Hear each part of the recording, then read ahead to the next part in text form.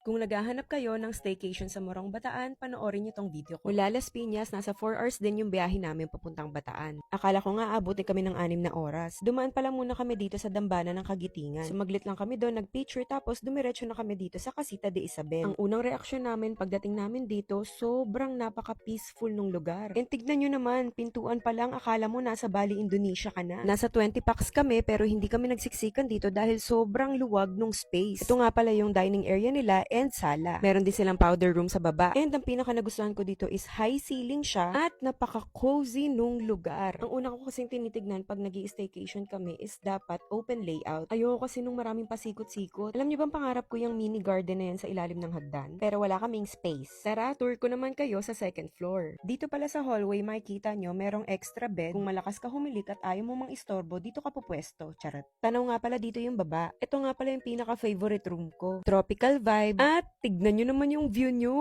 Sino ba naman ang hindi marerelax dito? Ito yung favorite room ko dahil ang dami kong nakikitang color green. Alam nyo na, favorite color ko. Meron nga pala silang napakagandang balcony dito na tanaw mo lahat ng mga tanawin na magaganda. Talaga namang napaka-peaceful ng lugar na to. At tanghaling tapat talaga ako umawra dito. Ano? Ito nga rin pala yung isang room nila na puro bunk bed. Maluwag din yung bed nito. And yung common CR nila ay napakalaki din. Plus, meron pa kayong altar dito sa hallway. Kaming pamilya naman ay dito natulog sa baba.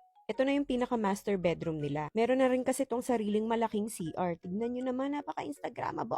And oras na para mag-picture-picture bago mahulas. Ayan na nga pala yung mga damit ng Tres Marias na nabili ko sa Shein. Ang cute, diba? At hindi na nga nakapag-antay tong mga to. Dali-dali na silang nag-ayang mag-swimming. Syempre, lagay muna ng sunblock. Meron na nga rin palang kiddie pool to. Kaya perfect na perfect kung may kasama kayong mga bata. Nung nanawa naman na sila sa pool, pumunta naman kami ng beach. Nasa 5 minutes walk lang tong beach. Halos tatawid lang kayo. And talaga namang na-amaze ako sa sand dahil sobrang pino ng mga to. At nagulat nga din ako dyan kay Oli dahil nagpababa. First time niya talagang na-enjoy ang beach sand. Dati kasi tuwing pupunta kami sa beach, ay day, talagang nagwawala yan. Pero dito sa Bataan, kitang-kita nyo naman, talagang sobrang nag-enjoy siya. Talagang inabangan namin ang sunset. Hindi ko pa pala nabanggit, kaya kami nagpunta dito sa Bataan dahil birthday ng nanay ko. And pag birthday niya, ang lagi niyang request, pumunta kami sa beach. And alam nyo bang first time lang namin makarating dito sa Bataan? And for sure, babalik pa kami dahil sobrang ganda dito. And ayan na ang sunset!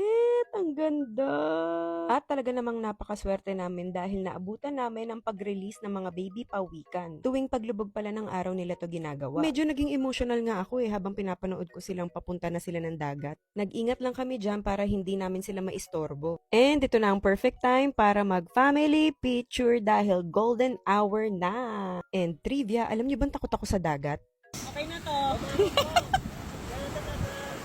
Okay na, aamoy lang natin yung dagat. Pero para sa mga bata, go lang. Sobrang hilig din kasi sa dagat nila Ayi at Louie. Okay na yung taga-picture na lang nila ako at taga-bantay ng gamit. Pero tignan nyo naman yung view. And it's party time! Siyempre, hindi mawawala ang ihaw-ihaw at videoke at inuman kapag ka may outing tayo. Pwede nga pala kayo ditong manood ng movie or mag-videoke by the pool dahil meron silang napakalaking projector dito sa labas. Kaya naman talagang sobrang nag-enjoy kami dito sa Casita de Isabel. And sinabay na nga rin naming kantahan si Mama ng happy birthday bago kami mag-dinner. Ganyan yung naisip kong ipagawa na cake dahil mahilig sa mga bulaklak at halaman si Mama. From sugary treats pa lang cake na to. And ito na yung day 2. Alam nyo bang gabi pa lang bago kami pumunta ng Bataan, nagkaroon ako? Ewan ko ba kung bakit consistent yan kapag may outing kami, nagkakaroon talaga ako. Pero hindi siya nagwagi, nag-swimming pa rin ako. Saglit nga lang.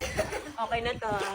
Sabi ko nga ngayong 2025, mas dadalasan na namin yung pagta-travel. Babawi kami sa mga bata dahil yun ang hindi namin nagawa last year. Halos buong taon ng 2024 nasa bahay lang kami dahil ang dami nga naming pinapagawa noon sa bahay. Check nyo na lang yung yellow basket para dyan sa Manikang Lisusi. And that's a wrap! Maraming salamat Casita de Isabel. Sobrang nag-enjoy kaming buong pamilya dito. And ang good news, magkakaroon kayo ng 5% discount pag ginamit nyo yung promo code ko. Bye!